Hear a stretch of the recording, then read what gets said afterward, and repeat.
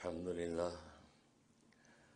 لله نحمده ونستعينه ونستغفره ونؤمن به ونتوكل عليه ونعوذ بالله من شرور أنفسنا ومن سيئات أعمالنا من يهده الله فلا مضل له ومن يضلله فلا هادي له ونشهد أن لا إله إلا الله وحده لا شريك له ولا نظير له ولا مثل له ولا مثال له ونشهد أن سيدنا وسندنا وشفيعنا وشفيع أمرنا وحبيبنا وحبيب ربنا ومولانا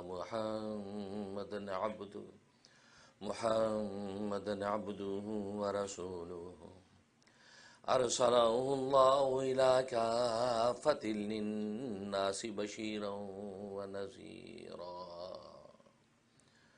وداعيا إلى الله بإذنه وسراجا منيرا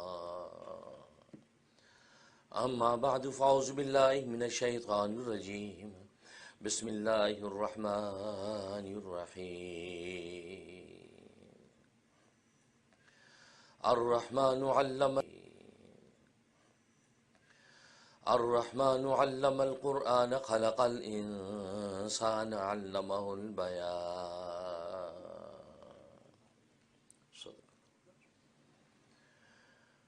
بزرگان محترم، برادران عزیز اور میری اسلامی بہنیں، تبارک و تعالی نے انسان میں دو ایسے جذبے رکھے ہیں جو اس کی دنیا اور آخرت کو محیط ہیں. ایک جذبہ صبر ہے اور دوسرا جذبہ شکر ہے. یہ دو صفات اللہ تبارک و تعالی نے انسان کو ایسی دنیا اور آخرت بد ہو جاتے ہیں اس لیے کہ ایک جذبے کا تعلق دنیا کے ساتھ ہے اور ایک جذبے کا تعلق آخرت کے ساتھ ہے. اس لیے کہ دنیا دارالابتلاء ہے، امتحان کی جگہ ہے، آزمائش کی جگہ ہے. یہاں پر جذبہ صبر کی ضرورت ہے تاکہ انسان مصائب اور آفات پر صبر کر سکے. اور دوسرا جذبہ شکر، اس کا تعلق عالم جنت کے ساتھ ہے، اس لیے کہ وہ دارالعلا ہے، وہاں پر دارالانعام اور وہاں پر فضلی رحمت ہے، لہذا وہاں پر وہ جذبہ شکر کو ظاہر کر سکے. اس لیے دنیا کے اندر اللہ تبارک و تعالی نے انسان کے لیے دو ہی سوال رکھے ہیں، ایک صبر کا سوال ہے اور ایک شکر کا سوال ہے.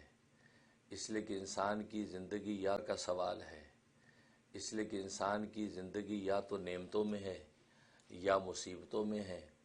اگر مصیبتوں میں ہے تو صبر کا مطالبہ ہے اور اگر نعمتوں میں ہے تو شکر کا مطالبہ ہے. تو گویا کہ یہ دو جذبے ایسے ہیں کہ جس کی دنیا اور آخرت کو محیط ہیں. میں انسان صبر کرتا ہے کیونکہ دنیا مصائب کا گھر ہے، یہاں آفتی اور امتحانات ہیں، کہیں تکوینی امتحانات ہیں، کہیں تشریعی امتحانات ہیں. تکوینی امتحانات کا مطلب یہ ہے کہ اس کائنات کے اندر شبور ہونے والی چیزیں یہ انسان کی ہیں تو انسان ان پر صبر کرتا ہے. اور کہیں تشریعی امتحانات ہیں، یعنی شریعت کی عبادتیں ہیں، ان عبادتوں کو بجا لانے میں اس پر امتحانات ہیں، اوامر کو پورا کرنے میں امتحانات ہیں، نواہی سے رکنے میں امتحانات ہیں.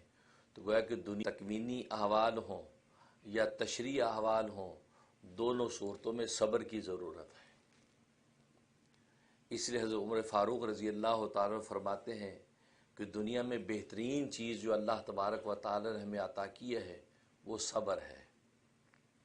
اس لیے کہ زندگی کی کوئی بھلے اس کی نعمت کی حالت ہو، بھلے مصیبت کی حالت ہو، ہر حال میں انسان کے لیے صبر کا مطالبہ ہے. اس لیے کہ مصیبت کے وقت تو صبر کا مطالبہ ہے ہی ہے کہ انسان صبر کرے، لیکن جب اللہ نے نعمت دے رکھی ہے اس میں بھی صبر کا مطالبہ ہے تاکہ اللہ نے نعمت دے رکھی ہے اس میں بھی صبر کا مطالبہ ہے، تاکہ اس نعمت کو حدود کے اندر استعمال کرے، تحمل کے ساتھ استعمال کرے، آپے سے باہر نہ ہو جائے، حدود سے تجاوز نہ کر جائے، تو گویا کہ صبر کے ساتھ اس نعمت کو استعمال کرتا ہے۔ تو نعمت کے وقت بھی صبر ہی کا کہ جو زندگی کے ہر حالت میں انسان کو مطلوب ہے۔ لیکن عجیب بات یہ ہے کہ صبر جو وہ ذریعہ ہے وہ مقصود بھی ذات نہیں ہے، لیکن شکر یہ مقصود بھی ذات ہے، اس لیے کہ صبر کے ذریعے سے ایک اگلی منزل حاصل کرنا مقصود ہوتی ہے۔ اس لیے اللہ تبارک و تعالیٰ کے قرب کی منزل کو طے کرتا ہے، جیسے خود قرآن کریم میں اللہ تبارک و تعالیٰ ارشاد فرماتے ہیں کہ وہ بشیر صابرین، صبر کرنے والوں کو بشارت دے دیجئے۔ بشارت کا مطلب کیا ہے کہ صبر کی منزل کے بعد اگلی منزل ان کو ملنے والی ہے، اور منزل کیا؟ میری معیت ہے۔ منزل ان کو ملنے والی ہے، اور منزل کیا؟ میری معیت ہے، میرا قرب ہے، میں ان صابرین کو مل جاؤں گا۔ تو معلوم یہ ہوا کہ صبر خود اپنی ذات میں مطلوب نہیں ہے، بلکہ مطلوب تک پہنچنے کا ذریعہ ہے۔ بلکہ جتنی بھی انسان کے اندر اللہ تبارک و تعالی نے روحانی اوصاف، فقر ہے، خوف ہے، یہ جتنی چیزیں ہیں یہ سب کی سب کوئی بھی مطلوب نہیں ہے، یہ مطلوب کا ذریعہ ہیں۔ خوف کے ذریعے سے گویا کہ انسان دنیا سے بچ کے آخرت کی طرف متوجہ ہونے کے لیے خوف اس پر طاری کیا ہے۔ زہد اس لیے اختیار کرتا ہے تاکہ دنیا سے کنارہ کشی کر کے، یہ دنیا کے کنارہ کشی کر کے یہ دنیا کے خالق اور مالک کی طرف متوجہ ہو۔ تو یہ صفات کوئی بھی مقصود بھی ذات نہیں ہے، صرف ایک صفت مقصود بھی ذات ہے، اور وہ شکر کی صفت ہے کہ شکر یہ مقصود بھی ذات ہے۔ یہی وجہ ہے کہ یہ شکر جنت کے اندر بھی قائم رہتا ہے، کیونکہ جنت کے اندر مقصودی شکر جنت کے اندر بھی قائم رہتا ہے، کیونکہ جنت کے اندر مقصودی صفات انسان کو عطا ہوتی ہیں۔ وہاں پر مزید آگے کو منزل حاصل کرنا مقصود نہیں ہے، کہ جب جنت میں پہنچ گیا تو اس کے بعد کون سی منزل چاہیے؟ اب تو منزل اس کو مل گئی، اللہ تبارک و تعالیٰ کے دیدار نصیب ہو گیا۔ اب وہاں پر جو وصف ظاہر ہوتا ہے، جنت میں صبر کی ضرورت نہیں ہے، اس لیے کہ وہاں کوئی مصیبت ہی نہیں ہے۔ وہاں زہد کی ضرورت نہیں ہے، اس لیے کہ وہاں پر زہد اختیار کر کے اگلی کو منزل مطلوب نہیں ہے۔ وہاں خوف کی ضرورت نہیں ہے، کیونکہ ظاہر ہے کہ خوف کے ذریعے سے انسان دنیا سے بچ کے اللہ کی طرف جانے کے لیے تھا، یہاں تو خود اللہ کے پاس پہنچ کہ جو مقصود بھی ذات ہے وہ دنیا کے اندر بھی انسان جب اختیار کرتا ہے تو اللہ تبارک و تعالی اس کو جنت کا سا مزہ عطا فرما دیتے ہیں۔ یعنی دنیا میں بھی وہ جنت کی سی اگر لطف لینا چاہتا ہے تو شاکر بن جائے، وہ اللہ کا شکر کرنے والا بن جائے، ہر چھوٹی بڑی نعمت پر اللہ کا شاکر بن جائے گا، تو اللہ تبارک و تعالی اس کو ایسی قلبی تسکین، ایسی طمانینت باطن عطا کر دیں گے جیسا کہ اس کو جنت میں نصیب ہوگی۔ کیونکہ شکر ظاہر ہے کہ میں نے بتایا کہ یہ جنت کی صفت ہے، اور وہاں جنتوں کا کلام کیا ہوگا؟ سبحان اللہ الحمدللہ، سبحان اللہ الحمدللہ، سبحان اللہ۔ سبحان اللہ کہہ کہ اللہ کی شان اور عظمت کو بیان کریں گے، اور الحمدللہ کہہ کہ جنتوں کی نعمتوں کو شکر کریں گے، اس کے علاوہ اور کوئی کلام نہیں۔ ایک دوسرے پر سلامتیاں بھیجیں گے اور الحمدللہ الحمدللہ کے نعرے لگائیں گے۔ تو شکر یہ مقصود بھی ذات۔ اب رہا یہ سوال کہ دنیا کے اندر شکر کیسے؟ اس لیے کہ دنیا تو مصیبتوں کا گھر ہے، یہاں تو آفات مصیبتیں آتی ہیں، پریشانیاں لاحق ہوتی ہیں، کہیں مرض ہے، کہیں فقر ہے، کہیں خوف ہے، کہیں موت ہے، اتنے احوال دنیا کے اندر ہیں، کیونکہ دنیا ظاہر ہے کہ فانی ہے، یہ ہمیشہ باقی رہنے والی نہیں ہے۔ تو یہاں پر انسان کو اگر کوئی نعمت ملتی ہے ہمیشہ باقی رہنے والی نہیں ہے، تو یہاں پر انسان کو اگر کوئی نعمت ملتی ہے تو وہ بھی ہمیشہ باقی رہنے والی نہیں۔ صحت ملتی ہے وہ بھی ہمیشہ باقی رہنے والی نہیں، زندگی ملتی ہے وہ بھی ہمیشہ باقی رہنے والی نہیں۔ تو پھر دنیا کے اندر انسان شکر کیسے کر سکتا ہے؟ جہاں مصیبتیں وہاں شکر کیسے کر سکتا ہے؟ نہیں کیا کر سکتا ہے، نہیں کیا جا سکتا ہے۔ ہر مصیبت کے اندر اللہ تبارک و تعالی نے شکر کا پہلو رکھا ہے، لیکن یہ پہلو صرف عقل مند انسان کو نظر آتا ہے، ستی ذہن کے انسان کو نظر نہیں آتا۔ اسے حضرت حکیم الامت مجدد ملت مولانا اشرف علی تھانوی رحمہ اللہ تعالیٰ فرمائے، اس لیے کہ صوفیہ اپنی عقل و فہم کے ذریعے سے، اپنی باطنی بصیرت کے ذریعے سے اس مقام کو دیکھتے ہیں کہ جو عام ستی ذہن کا انسان وہاں تک نہیں پہنچ سکتا۔ یعنی وہ اللہ والے وہ اس مصیبت کے اندر سے بھی شکر کا ایک پہلو نکال لیتے ہیں اور جنت کا سا مزہ لیتے ہیں۔ گویا کہ ان روٹی کھاتے ہیں، کرارے کباب کھاتے ہیں، اب چٹنی روٹی کھانے والا اس کی سی کر رہا ہے، اس کو چٹنی کی تکلیف ہو رہی ہے، اور لسی کو گھونٹ پی پی کو اس کو جو ہے تسکین بھی دینا چاہتا ہے، کانوں سے دھواں نکل رہا ہے، یا کرارے کباب کھا رہا ہے، مرچ چپلی کباب کھا رہا ہے، مرچیں بھی لگ رہی، مرچ چپلی کباب کھا رہا ہے، مرچیں بھی لگ رہی، سی بھی کر رہا ہے، اور ساتھ ساتھ سوڈا بھی پی رہا ہے، لیکن وہ اس کو کہتا بھائی تمہیں سی لگ رہی ہے، تمہیں تکلیف ہو رہی ہے، پسینہ چھوٹ رہا ہے، سرخ ہو گئے تمہارے گال، کانوں سے دھواں نکل، یار چھوڑ دو اس کو، کہ نہیں بھائی نہیں، ہٹو پیچھے، یہ چٹنی روٹی کا جو یار چھوڑ دو اس کو، کہ نہیں بھائی نہیں، ہٹو پیچھے، یہ چٹنی روٹی کا جو مزہ رہا یہ بریانی میں نہیں آتا۔ فرمایا دیکھو باوجود اس کے کہ بظاہر اس کو تکلیف کے احوال اس پہ ظاہر ہو رہے ہیں، اس کے زبان میں جو ہے وہ اس کو تکلیف محسوس ہو رہی ہے، اس کے باوجود چھوڑ نہیں رہا۔ فرمایا بس یہی کیفیت اللہ تبارک و تعالی اللہ والوں کو عطا ہے، اس مصیبت کو اسی طرح سہارتے ہیں اور اسی طرح وہ لطف لیتے ہیں کہ جیسا کہ چٹنی روٹی کھانے والا لطف لیتا ہے۔ لیکن شرط وہی ہے کہ عقل بحال رہے، اور آج ہم جس کو عقل سمجھتے وہ عقل نہیں۔ عقل کا مطلب یہ ہے کہ انسان اس کائنات کو دیکھے اور پھر اس کائنات، اس لیے قرآن کریم میں بھی اللہ تبارک و تعالیٰ نے عقل مند انہی لوگوں کو کہا کہ عقل مند کون لوگ ہیں؟ فرمایا الذین یذکرون اللہ قیاما وقعودا، فرمایا کہ عقل مند لوگ وہ ہیں کہ جو ہر وقت اس مذکور کو یاد کرتے ہیں، ذاکر بن کے اس رب کائنات کو یاد کرتے ہیں، اس رب کائنات کو یاد کرتے ہیں، اور پھر اس پوری کائنات کو بھی دیکھتے ہیں، اونچے وسیع آسمان دیکھ کر اندازہ لگاتے ہیں کہ اس کے بنانے والا کتنا وسیع ہوگا، بلکہ اس کا نام ہی واسع ہے، اتنا وسیع ہے۔ یہ زمین کی وسعت کو دیکھ کر اندازے لگاتے کہ زمین کتنی وسیع ہے، تو اس کا بنانے والے کی وسعت کا لگاتے کہ زمین کتنی وسیع ہے، تو اس کا بنانے والے کی وسعت کا عالم کیا ہوگا۔ چاند سورج ستاروں کی جھلمل، ان کی نورانیت کا عالم دیکھ کر اس کے بنانے والے کی نورانیت کو پہنچتے ہیں کہ ان کے بنانے والا کتنا نورانی ہوگا۔ جس سورج کی طرف آنکھ انسان نہیں اٹھا سکتا، اس کی روشنی کی تاب نہیں لا سکتا، اس روشنی کو پیدا گویا کہ اس کائنات کو دیکھ کر وہ رب کائنات کا پتہ ڈھونڈ لیتے ہیں۔ فرمایا اللہ تبارک و تعالی نے قرآن کریم میں حقیقت میں ان کو عقل مند کہا ہے۔ وہ عقل مند نہیں جو اچھا کاروبار کرتا ہے، وہ عقل مند نہیں جو اچھی زراعت کرتا ہے، وہ عقل مند نہیں جو فضاؤں میں جہازوں میں اڑتا ہے، وہ عقل مند نہیں جو دریاؤں میں آب دوزوں میں گھومتا ہے، مچھلیوں کی طرح تیرتا ہے، پرندوں کی طرح اڑتا ہے۔ نہیں، عقل مند حقیقت میں وہ ہے کہ جسے اس کائنات کی مناظر اور حقائق کو دیکھ کر رب کائنات کا پتہ ڈھونڈ لیا۔ تو فرمایا عقل مند انسان وہ ان مصائب کے اندر سے بھی جو ہے وہ شکر کا پہلو نکالتا ہے۔ چنانچہ علماء نے لکھا ہے کہ ہر مصیبت کے اندر جو دنیا کی مصیبتوں میں 5 پہلو شکر کے موجود ہوتے ہیں۔ انسان اگر ان کو فوکس کرے تو کسی مصیبت پر کبھی بے چین نہ ہو، کبھی پریشانی نہ ہو، وہ ہر مصیبت کے اندر ہی سے وہ شکر کے جب پہلو نکالے گا تو اس کا قلب مطمئن رہے گا۔ اور الحمدللہ جب مصیبت آئے تو کیا کہو؟ الحمدللہ علی کل حال۔ کوئی اچھی نعمت ملی تو کہہ دیا الحمدللہ الذی، اللہ تو پاک ہے وہ ذات، تمام تعریفیں اس اللہ کے لیے ہیں کہ بے نعمتی تتم الصالحات، کہ جس کی نعمت کے ذریعے سے صالحات جو اپنے تکمیل کو پہنچتی ہیں، کہہ دیا۔ لیکن اگر کوئی احوال آپ کی طبیعت کے موافق نہیں آئے تو ایسی چیز ظاہر ہو تو کہو الحمدللہ علی کل حال، ہم ہر حال میں اللہ کا شکر کرتے ہیں۔ تو بھی آئی آفت ہے، تعلیم شکر کی ہے، اس لیے تعلیم شکر کی ہے کہ ہر مصیبت کے اندر شکر کا پہلو موجود ہے۔ وہ الگ بات ہے ہم اپنے اندر شکر کا پہلو موجود ہے، وہ الگ بات ہے ہم اپنی کم فہمی کی وجہ سے اس تک نہ پہنچ سکے، کم فہمی کی وجہ سے اس تک نہ پہنچ سکے، وہ الگ بات ہے۔ اگر مرض ہے تو اس کو کہا جا کے کہو الحمدللہ علی کل حال، کہ یار کیا بات کر رہے ہو، میں بیمار پڑا ہوں آپ مجھے الحمدللہ کے سبق دے رہے ہیں،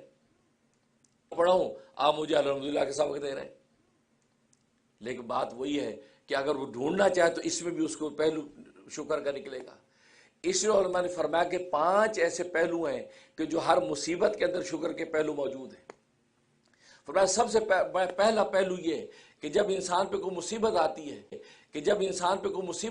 ہے، کوئی فقر ہے، کوئی مرض ہے، کوئی خوف ہے، کوئی آفت ہے، کسی بھی قسم کی مصیبت آئے تو اس ایک لمحے کے لیے سوچے کہ یہ جو مصیبت مجھ پر آئی ہے اور جتنی آئی ہے اللہ تبارک و تعالیٰ کی قدرت تھی کہ مصیبت اس سے زیادہ بڑی بھی آ سکتی تھی، تو بڑی آتی تو کیسے دفاع کرتا. شکر ہے کہ بڑی آفت نہیں آئی. بس گویا کہ اس میں مصیبت کا پہلو تھا تو شکر کا پہلو نکل آیا. اب مرض ہے, پیٹ میں درد ہے, تڑپ رہا ہے, شکر کرے ٹانگ نہیں ٹوٹی. سر پھوٹا, شکر کرے یار ہارٹ اٹیک نہیں ہو گیا. تو بڑی آفت کو سن کر سوچ لے کہ یا اللہ تیرا شکر ہے بڑی آفت سے بچا لیا. اور ہمارے گھروں کے اندر پرانی بوڑھیاں اور بوڑھے گھروں کے اندر بچپن میں یہی بات کرتے تھے, کوئی مصیبت ہے کہ شکر کر کو بڑی بلا سے چھٹکارا ہو گیا, کوئی بڑی بلا سے بچ گئے. سر پھوٹ گیا کہ شوگر چھٹکارا ہو گیا, کوئی بڑی بلا سے بچ گئے. سر پھوٹ گیا کہ شوگر کو بڑی بلا سے بچ گئے, مر ہی نہ جاتے. تو کہنے کا مقصد یہ کہ سب سے پہلے یہ تصور کرے کہ یہ جو آفت آئی ہے یہ اس سے بڑی بھی تو آ سکتی تھی, اور بڑی بھیجنے والا وہ بھیج سکتا تھا, اس نے یہ چھوٹی آفت بھیج دی. چھوٹی آفت بھیج دی تو شکر کرو, شکر کر رہا ہے کہ شکر ہے یار بڑی آفت نہیں آئی. ابو سعید خدری رضی اللہ تعالیٰ عنہ چلے جا رہے ہیں, کسی عورت نے اوپر سے کوڑا پھینکا, پتہ نہیں چلا کہ گزر رہا ہے آدمی, اوپر سے کوڑا پھینکا تو کوڑا ان کے اوپر, کوڑا کے ان کے اوپر. کہنے کا الحمدللہ, اوپر کوڑا کے ان کے اوپر. کہنے کا الحمدللہ الحمدللہ. تو ساتھیوں نے کہا کہ آپ الحمدللہ کس بات پہ کہہ رہے ہیں, آپ کے اوپر تو کوڑا پھینک دیا, مٹی گٹا سارا, کپڑے گندے ہو گئے, آپ الحمدللہ کہہ رہے ہیں. کہا کہ شکر اس بات پہ کر رہا ہوں کہ آگ نہیں پھینکی, اگر آگ گرتی تو جل کے راکھ ہو جاتا. کہ آگ نہیں پھینکی, اگر آگ گرتی تو جل کے راکھ ہو جاتا. شکر ہے اللہ نے مٹی پر اکتفا کر دی. اب دیکھو یہ کہہ کے شکر کر لیا کہ مٹی گری ہے, آگ نہیں گری, پتھر نہیں لگا ہے, تیر نہیں لگ گیا. تو گویا کہ پہلا سب سے تصور یہ باندھ لے انسان کہ شکر ہے کہ یار کوئی بڑی آفت تھی جو ٹل 50 بھی نہیں مر گئی. تو گویا کہ سب سے پہلا پہلو یہ نکلتا ہے کہ جو آفت و مصیبت آئے اس پر یہ سوچ لے کہ اس سے بڑی بھی تو آ سکتی تھی. جب چھوٹی کو میں نہیں روک پایا تو بڑی کو کیسے روکتا. یا اللہ تیرا شکر ہے کہ اسی پہ اکتفا ہو گیا. اور دوسرا تصور یہ کہ جب دنیاوی امور کے اندر جب آفت آئے, کوئی آزمائش و مصیبت آئے, تو سوچے کہ شکر ہے دنیا میں آئی, دین میں نہیں آئی. آفت میری دنیا پر پڑی, میرے دین پر آفت نہیں پڑی. اگر دین پر آفت پڑتی تو دین و ایمان بھی چھن جاتا, توحید اور جو رسالت ہی چھن جاتی قلب سے, تو کیا بنتا. یہ عقیدہ ایمان کے ختم ہو جاتے تو کیا بنتا. قلب سے تو کیا بنتا. یہ عقیدہ ایمان کے ختم ہو جاتے تو کیا بنتا. شکر ہے کہ دنیا کی مصیبت ہے, دین کی مصیبت نہیں ہے, دین میرا سالم ہے. حضرت صاحب رضی اللہ تعالیٰ سے کسی نے کہا کہ جی فلاں مصیبت مجھ پہ آ گئی, فلاں آفت آ گئی ہے. فرمایا دین میں آئی کہ دنیا میں آئی. کہا جی نہیں, دنیا کا نقصان ہوا. کہ شکر کرو دین میں نہیں آئی, اگر دین میں آ جاتی تو کیا کر لیتے. اگر اللہ کے ہاں سے توحید چھن جاتی, اللہ تبارک و تعالیٰ پر ایمان ہی چھن جاتا تو کیا بنتا. جیسے کہ اللہ والے بیٹھے ہیں, انہوں نے ببول کے کانٹے لگائے ہوئے ہیں, بوریا کا کرتا پہنا ہوا ہے, تو کہہ رہے الحمدللہ الحمدللہ الحمدللہ. تو کسی نے کہا حضرت کون سی ایسی خاص نعمت مل گئی آپ الحمدللہ جھوم جھوم کے کر رہے ہیں. پہننے کو کرتا نہیں ہے, آپ نے بوریا لپیٹا ہوا ہے, لگانے کو بٹن نہیں ہے, آپ نے ببول کے کانٹے لگا رکھے ہیں, تو الحمدللہ کس بات پہ, شکر کس بات پہ ہو رہا ہے. کہا شکر اس بات پہ ہو رہا ہے کہ اللہ نے مجھے جو ہے ایمان کی دولت سے نوازا, نبی پاک صلی اللہ علیہ وسلم امام المرسلین کا امتی بنایا. اس پر میں شکر کر رہا ہوں کہ اللہ تیرا شکر ہے کہ تو نے مجھے نبی پاک کو امتی بنا دیا, ایمان کی دولت عطا فرما دی. میں اس کے شکر میں مانگوں گا. اور ظاہر ہے کہ یہ شکر ادا مرتے دم تک نہیں ہو سکتا کہ اللہ تو نے مجھے ایمان کی دولت دی, تیرا شکر ہے. میں تجھے پہچانتا ہوں, جانتا ہوں, تیرا شکر ہے. تیرے محبوب نبی کو جانتا پہچانتا اس کا امتی ہوں, تیرا شکر ہے. تو گویا کہ دین کے اندر آفت نہیں ہے, دنیا میں آئی. اسلام اکثر یہ دعا کیا کرتے تھے جب اللہ سے استعاذہ کرتے, کہتے یا اللہ مجھ پر مصیبت آئے تو وہ مصیبت آئے جس میں دنیا کا نقصان ہو تو میرے دین کا کوئی نقصان نہ ہو. میرے دین کا نقصان نہ ہو, دنیا کا نقصان ہوتا تو ہو لیکن دین کا نقصان نہ ہو. تو گویا کہ اپنے استعاذے میں اسی پناہ مانگتے تھے یا اللہ دین کی مصیبت ہو. تو گویا کہ اپنے استعاذے میں اسی پناہ مانگتے تھے یا اللہ دین کی مصیبت سے بچانا. اور یہی وجہ ہے حضرت یعقوب علیہ السلام جو 40 سال حضرت یوسف علیہ السلام کے لیے روتے رہے, تھوڑا عرصہ نہیں ہے. یہاں تک کہ گال کے اوپر نالیاں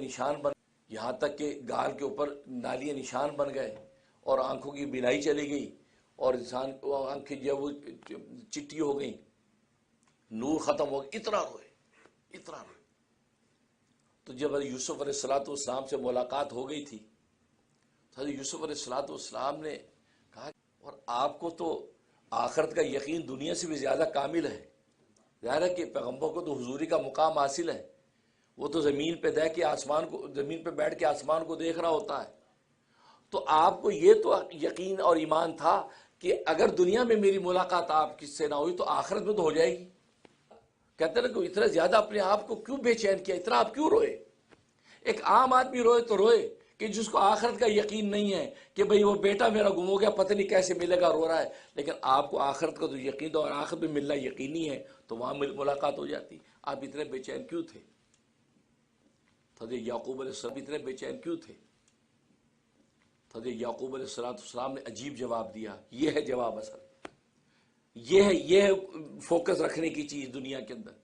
فرمایا کہ یوسف تو 8-9 سال کا بچہ تھا جو مجھ سے گم ہو گیا، جو اس وقت تیری تعلیم اور تربیت کا وقت تھا، مشرک کے گھر میں ہو رہی ہے یا کسی موحد کے گھر میں ہو رہی ہے، اگر تیری تربیت کسی مشرک کے گھر میں ہو رہی ہو، مجھے یہ بے چینی تھی کہ دنیا میں تو فرقت ہوئی آخرت میں بھی ملاقات نہیں ہوگی، میں جنت میں ہوں گا تو جہنم میں ہوگا، مجھے یہ بے چینی کھاتی تھی۔ لیکن اگر رب کعبہ کی قسم اگر مجھے یہ خبر مل جاتی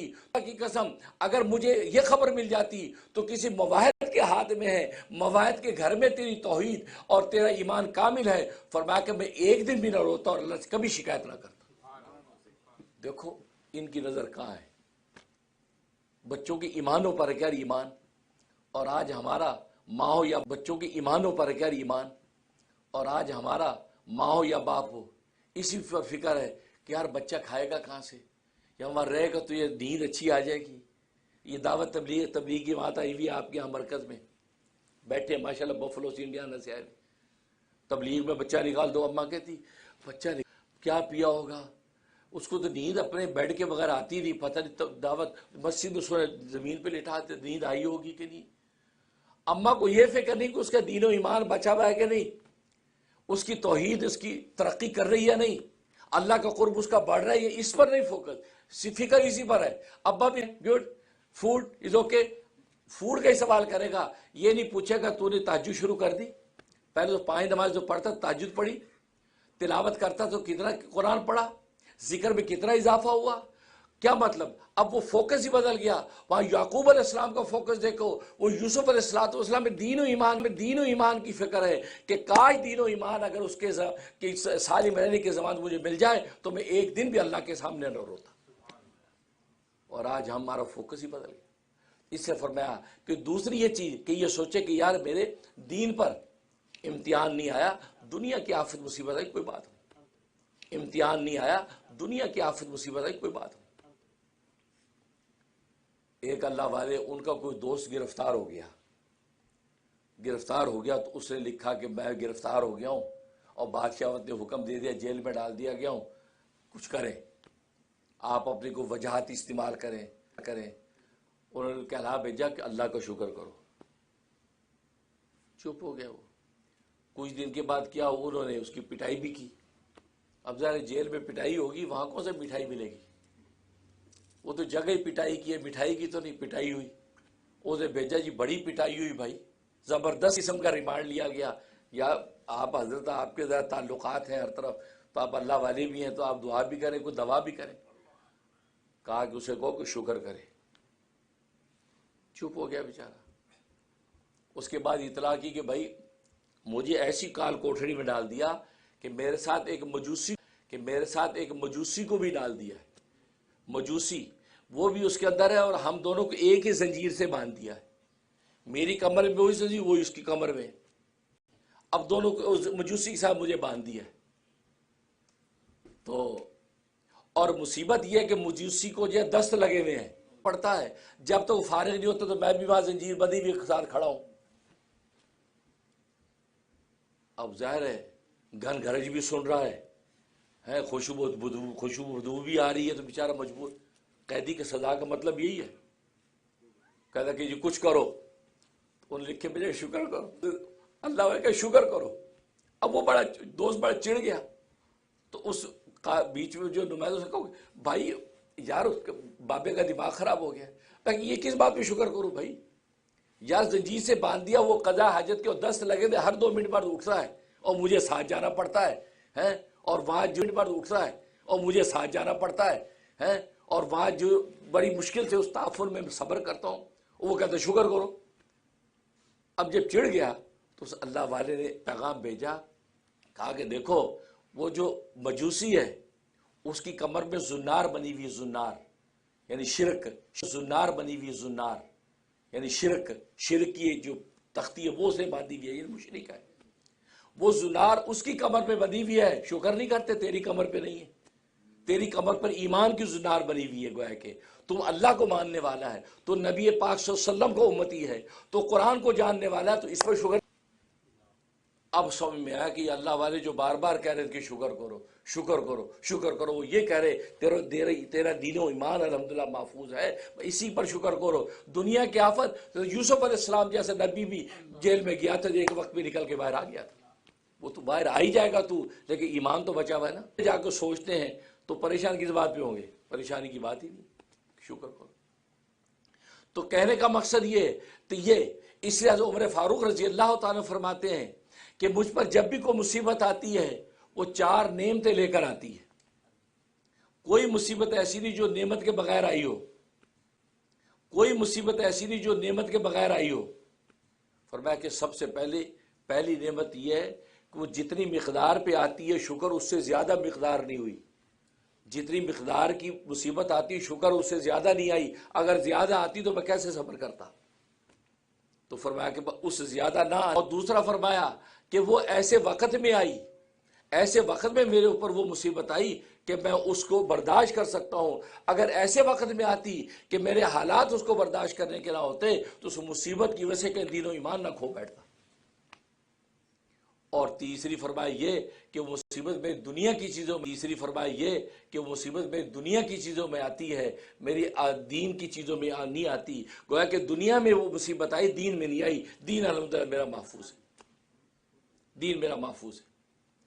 اور چوتھی یہ چیز کہ اس مصیبت پر جو میں سہارتا ہوں اس کو صبر کرتا ہوں، فرمایا کہ مجھے اس میں آخرت میں جو میں سہارتا ہوں اس کو صبر کرتا ہوں، فرمایا کہ مجھے اس میں آخرت میں اجر و ثواب ملنے کی توقع ہوتی ہے کہ اس مصیبت پر اللہ آخرت میں اجر دے گا، کوئی مصیبت بغیر اجر کے نہیں۔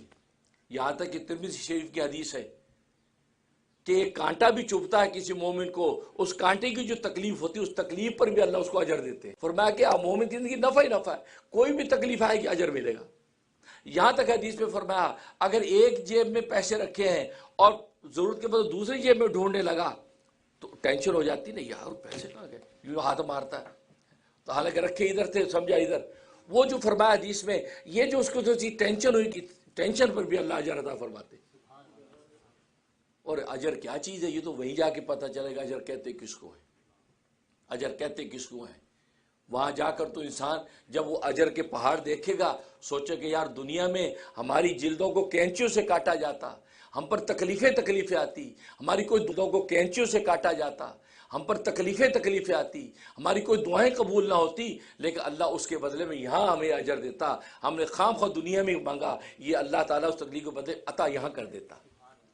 اجر کی شان وہاں دیکھ کر ہی کرے گا۔ تو دیکھو اتنی سی جو ٹینشن ہے کہ پیسے ادھر سے ادھر ہے، تو نبی نے فرمایا اس پر ہی اس کو اجر و ثواب مل رہا ہے۔ تو اس لیے فرمایا حضرت عمر نے کہ مجھے ہر مصیبت کے وقت یہ توقع ہوتی ہے کہ اللہ کے ہاں میرا اجر مل رہا ہے۔ فرمایا کوئی ایسی مصیبت نہیں جو 4 نعمتیں لے کے نہیں آتی، ان 4 چیزوں کو دیکھ کر الحمد اللہ کا شکر کرتا رہتا۔ تو دیکھیے تو دین پر دنیا پر آفت ہے کوئی بات نہیں، اس کے سہارنے کے طریقہ بتا دی کہ صبر کرنا ہے۔ تو گویا کہ یہ تو پہلی وہ چیز کہ یہ زیادہ نہیں آئی مصیبت، کم آئی اور زیادہ نہ آنے پر صبر کر رہا ہے۔ دوسرا اس کے دین پر مصیبت نہیں آئی، دنیا پر مصیبت آئی۔ اور تیسرا فرمایا کہ دنیا پر مصیبت آئی، اور تیسرا فرمایا کہ آخرت میں ثواب کی توقع، انسان ثواب کی توقع رکھتا کہ یار آخرت میں مجھے اس کا اجر و ثواب ملے گا، آخرت میں اجر و ثواب ملے گا، لہٰذا اس وجہ سے مصیبت کو برداشت کرتا ہے تو گویا کہ اس کے دین، اس کے اس صبر کرنے کی وجہ سے آخرت میں اللہ تبارک و تعالیٰ جو ثواب عطا فرماتے ہیں۔ اور چوتھا فرمایا کہ وہ یہ سوچے کہ یہ ایسے وقت میں مجھ پر یہ آفت اور مصیبت آئی ہے کہ اس کو میں نے جو برداشت کر لیا، اگر ایسے وقت میں آتی کہ میں برداشت نہ کر، فرمایا کہ اس لیے اس پر شکر کر، یا اللہ تیرے شکر ہے ایسے وقت میں آئی کہ میں نے برداشت کر لیا۔ اور ظاہر ہے کہ یہ اللہ کا تو اعلان ہے کہ لا یکلف اللہ نفسا الا وسعها، اللہ تبارک و تعالیٰ کسی پر کوئی مصیبت اس کی وسعت سے زیادہ ڈالتے نہیں، جتنی اس کی طاقت اور سہار ہوتی ہے اللہ تبارک و تعالیٰ اتنی آفت کہ دنیا کے اندر جتنی مصیبتیں بھی انسان کے اوپر آتی ہیں ان مصیبتوں کے اندر بھی اللہ تبارک و تعالیٰ نے شکر کے پہلو رکھے ہیں۔ اور جیسے کہ میں نے عرض کیا کہ شکر یہ مقصود بھی ذات وصف ہے۔ جو انسان دنیا کے اندر اس شکر کو کرنے کا عادی ہو جاتا ہے تو اللہ تبارک و تعالیٰ آخرت کے اندر جو ہے جس طریقے سے شکر پر عطا کرتے ہیں، دنیا میں بھی اس جنت کو اس کو مزہ عطا فرما دیتے ہیں۔ بھائی یہی فرق ہے ہم میں اور اللہ والوں میں کہ اللہ والے اصل میں اس شکر کے پہلو کے سامنے رکھتے ہیں، اور اس کی وجہ سے دنیا کے اندر مصیبتوں میں بھی خوش نظر آتے ہیں، ہنستے بستے نظر آتے ہیں۔ اس لیے علماء نے لکھا ہے کہ شکر کے اصل میں 3 رکن ہیں، ایک علم ہے، دوسرا حال ہے اور تیسرا عمل ہے۔ علم کا مطلب ہے کہ جو چیز آپ کو ملی ہے اس کا نعمت ہونا آپ کو معلوم ہو کہ یار یہ نعمت ہے، کہ آپ کو نعمت کا نعمت ہونا یار یہ واقعی نعمت ہے بھائی۔ دوسرا منیم کا علم ہونا کہ منیم جو نعمت دینے والا ہے اس کی طرف سے یہ عطیہ اور تحفہ مجھے ملا ہے، یہ گویا کہ یہ دوسری کیفیت۔ اور تیسرا عمل ہے کہ جو نعمت اللہ تبارک و تعالیٰ دی ہے اس نعمت کو، فرمایا کہ پہلا جو علم، نعمت کا نعمت ہونا یہ کوئی خاص بات نہیں ہے، ہر ایک کو پتہ ہوتا ہے یار یہ نعمت ہے۔ اور دوسرا منیم کا پتہ ہونا کہ منیم نے دی ہے اور اس کی طرف سے مجھے تحفہ ملا ہے، یہ بھی ایک درجے میں بہتر چیز ہے لیکن اس میں کوئی کمال نہیں ہے۔ ہر آدمی جانتا ہے کہ اللہ نے مجھے صحت دی ہے، ہر آدمی جانتا ہے کہ اللہ نے مجھے صحت دی ہے، ہر جانتا ہے اللہ نے مجھے زندگی دی ہے، ہر آدمی اللہ نے مجھے کپڑے، ہر مسلمان جانتا ہے۔ سو وٹ، آپ نے اس پر کیا کیا پھر؟ یہ تو جان لیا کہ یہ نعمت بھی ہے اور اللہ نے دی ہے، کیا پھر آپ نے؟ پر اتنا ہی کیا ہے جی بس نہیں۔ فرمایا کمال شکر کا کہ آپ اس نعمت کا استعمال جو کر رہے ہیں وہ اللہ تبارک و تعالیٰ کی مرضی اور طاعت کے مطابق کر رہے ہیں۔ آنکھ کی نعمت اللہ نے دیکھنے کی دی ہے تو انسان آنکھ سے وہی دیکھے جس سے اللہ راضی ہے۔ کان کی سننے کی نعمت اللہ نے دی ہے، کان سے وہی سنے جس سے اللہ راضی ہے۔ زبان کی نعمت اللہ نے دی ہے، زبان سے وہی بولے جس سے اللہ راضی ہے۔ ہاتھ پیر کی نعمت اللہ نے دی ہے، اس سے وہی کرے جو اللہ جس سے راضی ہے۔ دل دماغ اللہ نے دیا ہے، دل دماغ سے وہی سوچو جس سے اللہ راضی ہے۔ فرمایا کہ یہ وہ درجہ کمال شکر کا۔ تو جو نعمتیں آپ کو ملی ہیں ان کا استعمال جو آپ اگر کر رہے ہیں، اگر مال دیا ہے تو جو نعمتیں آپ کو ملی ہیں ان کا استعمال جو آپ اگر کر رہے ہیں، اگر مال دیا ہے تو مال کو آپ صحیح جگہ پہ خرچ کر رہے ہیں، اس کا مطلب اب یہ آپ شکر کے درجہ کمال کو پہنچے۔ ٹھیک ہے، اگر مال کو اسراف و تبذیر کے اندر اڑا رہے ہیں، اللہ کی نامرضیات میں اڑا رہے ہیں، نتیجہ کیا ہوا؟ تو آپ نے اس مال کا نعمت ہونا بھی معلوم ہے کہ اللہ کے خلاف کیا، تو اس کا مطلب ہے کہ آپ جو ہے اللہ تبارک و تعالیٰ کیا ناشکرے اور کفران نعمت میں لکھ دیے گئے۔